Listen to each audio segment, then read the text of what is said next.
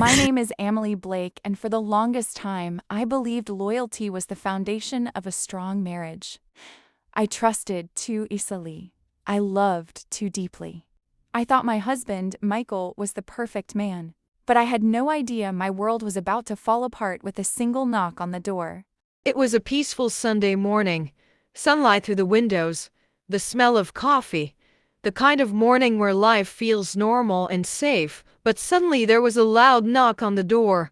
Not gentle, not normal. Someone was shaking on the other side. When I opened the door, my breath disappeared. A young girl stood there, maybe 22, eyes red from crying, hands trembling. She whispered, "Are you Emily?" When I said yes, she looked down and said, "I need to talk to your husband." My stomach dropped. "Who are you?" I asked. She wiped her tears and said, "My name is Lena, and I'm in a relationship with Michael." I froze. My heart stopped beating.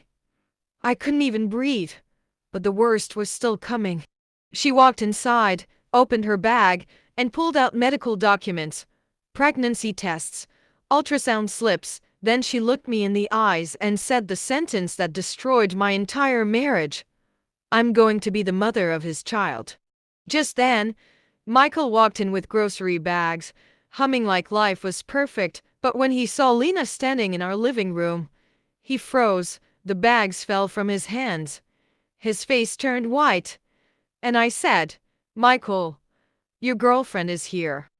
He stuttered, trying to explain, but Lena stepped forward and said, "Tell her the truth. Michael, tell her I'm pregnant." He closed his eyes and whispered, "It's true." My heart shattered into pieces. I knew would never be the same again. I tried to stay calm. "How long have you been seeing her?" I asked.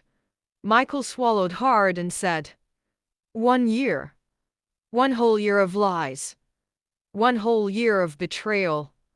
A year of pretending to love me at night while loving her in secret. Lena cried too. She said she didn't even know he was married at first. When she found out, she tried to leave him, but Michael kept going after her. He chased her. While coming home to me, my life felt like a cruel joke. I asked Michael why he did this. He said he felt lonely, that we argued, that he felt ignored. I stared at him in disbelief. "So instead of fixing our marriage, you found someone else?" He looked down and whispered. I was weak. Lena said she wasn't there to destroy my marriage. She just wanted him to take responsibility for the baby. I could see the pain in her eyes too. She wasn't the villain. She was lied to, just like me, just in a different way. I asked Michael one final question. "Do you love her?" He hesitated, and that hesitation told me everything. Finally, he said, "No, it wasn't love. It was physical." Lena broke down. "So everything you told me was a lie?" she asked. He stayed silent. I stood up. My tears had dried. My heart wasn't beating, it was burning. I looked at Michael and said, "I'm done. You broke our marriage long before today. You chose lies. You chose betrayal. You will take responsibility for your child, but not as my husband." Days passed. Then weeks. Michael begged, cried, called every day. But my heart was done. I packed his clothes, filed for divorce, blocked his number. Pain turned into strength, and slowly, piece by piece, I rebuilt myself. Lena gave birth months later.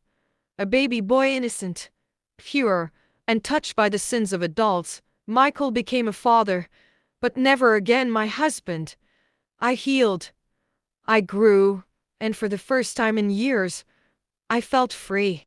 To every woman listening, your worth is not defined by a man's loyalty. If he cheats, breaks your heart, or betrays your trust, it doesn't mean you weren't enough. It means he wasn't enough for you. I wasn't destroyed. I was reborn.